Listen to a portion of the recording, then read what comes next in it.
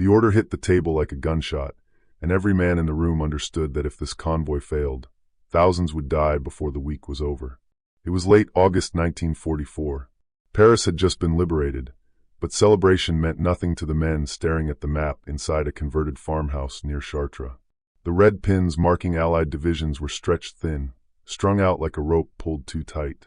Fuel dumps were empty. Ammunition was running low. The war was advancing faster than the supply lines that fed it. Across the map, German logistics told a different story. For years, the Wehrmacht had mastered methodical supply movement, slow, deliberate, and ironbound to railways. Weeks to reposition fuel. Weeks to reinforce a front. Weeks to recover from setbacks. The Americans didn't have weeks. They had hours. Colonel Robert McAllister, a logistics officer nobody outside headquarters would ever remember, leaned forward and pressed a finger onto a single road stretching east from Normandy. "This," he said quietly, "is all we've got." It was a gamble bordering on insanity. Assemble a massive truck convoy, strip every unit of spare vehicles, drivers, and fuel, and push everything forward non-stop, day and night, for 36 straight hours. No pauses, no detours, no margin for error. German intelligence believed the Allies couldn't sustain their momentum. They were wrong. As engines roared to life across the French countryside, drivers climbed into cabs knowing they were entering a race not just against the enemy, but against time itself. Some of them were teenagers. Some had never driven at night without headlights. All of them knew that if they slowed down, men at the front would bleed. The convoy rolled, and the clock began .by midnight. The road had become a living artery, pulsing with steel and fire. Hundreds of trucks surged forward bumper to bumper, their headlights blacked out, guided only by slivers of moonlight and the pale glow of cigarette tips. Engines overheated. Drivers sweated. Tires screamed against shattered French pavement. Private Sam Keller hadn't slept in 30 hours when his truck lurched into gear. He'd been a farm boy in Iowa 6 months earlier. Now he was hauling gasoline toward a front line he couldn't see, knowing one stray spark could turn his truck into a funeral pyre. German fighter bombers prowled the skies by day. At night, artillery harassment and ambush teams waited along narrow forest roads. Every shadow looked like a gun barrel, and still the convoy did not stop. Broken trucks were shoved into ditches. Drivers jumped into replacements without ceremony. When one man collapsed from exhaustion, another took his wheel. Coffee ran out. Fear didn't. Behind them, German supply officers stared in disbelief at reconnaissance reports. This wasn't how armies moved. Not this fast. Not without rails. Weeks. That's what their calculations said.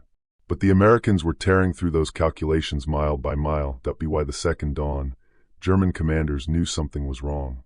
Fuel depots they expected to be dry were suddenly active. American armor that should have stalled was advancing. Artillery barrages were heavier, louder, relentless. Interrogated prisoners spoke of an endless river of trucks. No brakes, no pause, just motion. Attempts to stop the convoy came too late. Luftwaffe sorties found empty roads or wrecks already pushed aside. Sabotage teams were overrun by military police escorting the supply line. The Germans had built a system designed for control. The Americans had built one designed for speed. By hour 24, drivers were hallucinating. Keller swore he saw his mother waving from the roadside. Another man drove straight into a ditch, laughing until medics pulled him free. And still they drove on. Because at the front, soldiers were firing their last rounds. Tanks were idling on fumes. The difference between victory and catastrophe was measured in gallons. Hour 30 came with rain. Mud swallowed tires. Engines stalled. Tempers flared. Orders came down, no stopping. Somewhere near the halfway mark, Keller felt his hands shaking uncontrollably. He gripped the wheel harder. If he let go even for a second, the convoy would break. And if the convoy broke, the war would stall. By the way, if you're clinging to this moment with me, make sure to hit subscribe. More awaits just ahead. At hour 36, the first trucks rolled into forward depots that German planners believed unreachable for weeks. Fuel flowed. Guns thundered back to life. Tanks surged forward like beasts unleashed from chains. The convoy had done the impossible. Within hours, Allied divisions advanced with renewed fury. German defenses cracked under pressure they never expected so soon. Entire units were forced into retreat without resupply. The tempo of war shifted permanently. No medals were handed out to the drivers. No parades followed the trucks. But generals knew. This wasn't just logistics. This was strategy rewritten on asphalt. In post-war analyses, German officers admitted the truth. They never believed such movement was possible. Their doctrine had no answer for it. The Americans didn't just win on the ground. They shattered assumptions. Keller survived the war. He never spoke much about the convoy. Only once did he say, "We didn't feel heroic. We just kept driving." Wars remember battles. They forget roads.